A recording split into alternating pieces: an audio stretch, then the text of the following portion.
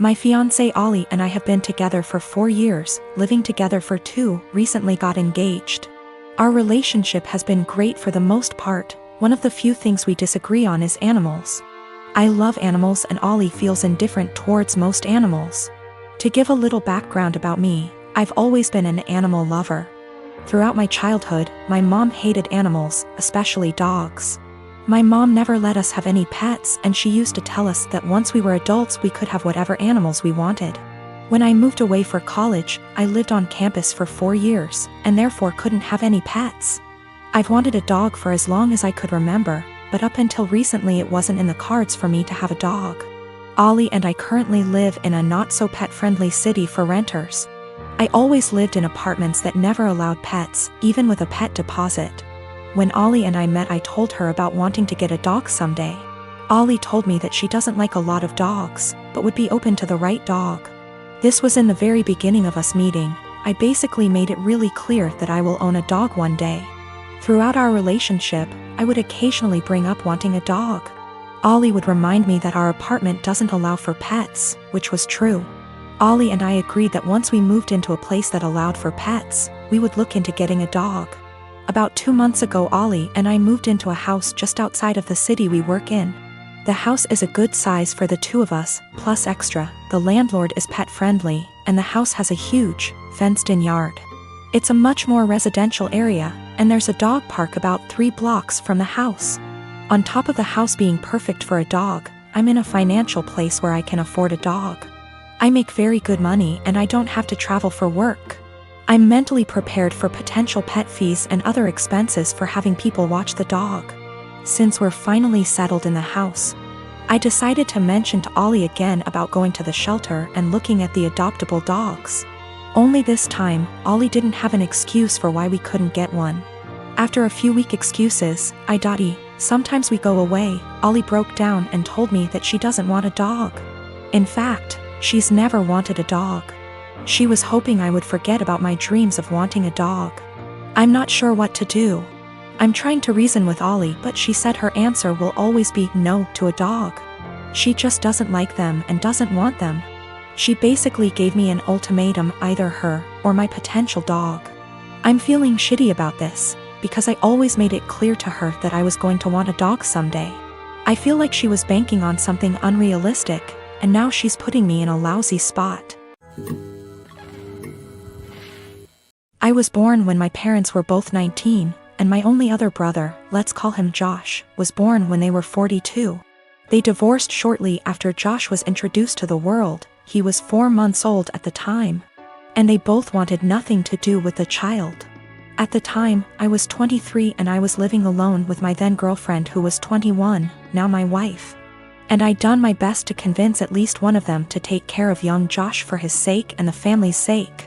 But they refused adamantly and said that I should be taking custody of him instead. So I became legal guardian of my brother and he's been living with us for the past 12 years and things have been going really smooth for us. Josh, now almost 13, has been calling me Dad and my wife Mum and our 2 children, 4, 9 years. His siblings, and he has absolutely no idea about his real parents, and to be honest, I let all of that slide. He has no idea that I'm really his blood brother and not his father, and I'm starting to feel guilty and a little weird. Some of my uncles and aunts come to visit occasionally and they are really disgusted at the fact he calls me Dad, and they are surprised I haven't told him the truth. They constantly messaged me, talked to me in private, and I cannot chat to them without this one particular topic rising up, badgering me to let him know already, but I refused. I discussed this with my wife and she thought it would be wrong to tell him the truth because none of my parents wanted to take care of him, and I'm the only person in the world who gave him the father figure everyone deserves. I feel that he has the right to know what he is to me and what I truly am to him. But he's suffered enough already and I just want things to continue how it is. I am a 32 years old female and getting married to my fiancé, a 41 male, next year. After we got engaged, I suggested it might be nice if I asked my fiancé's niece, who's 15, if she wanted to be a bridesmaid too. I've only met her a couple of times, so we're not close. But she seemed like a cool kid, And I thought it might be a nice way for us to bond / get to know each other / involve her in the wedding. She's the only niece / nephew on either side of the family. Anyway, cut to a few weeks ago and we're in my fiancé's hometown to visit his family and discuss wedding-related stuff. His brother, sister-in-law and their daughter came over, and I noticed this time that she was dressed a lot more androgynous than I remembered. The topic moved to wedding dresses and bridesmaids' dresses, and I could see she was immediately uncomfortable. Her parents, her mom really, and grandma were making comments about how she'd need to be more feminine / brush her hair etc. And how nice it would be to see her like that.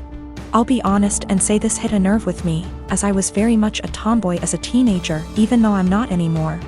And it absolutely broke me whenever my relatives would say things like that. Eventually, her mother made a comment along the lines of, "It'll be nice to see you dressed like a girl for once." And she looked really sad / embarrassed / upset. In response, because that really hit a nerve, I immediately told her that my maid of honor would be wearing a trouser suit for the wedding and not a dress, and that I'd given all the bridesmaids the option of wearing anything they want as long as it's in the wedding color. To make things easier, I pulled out my phone and started showing her photos of the ideas my friend had sent me: the jumpsuit, culottes, a trouser suit, a tailored tux etc., and let her know that she could pick anything at all she wanted.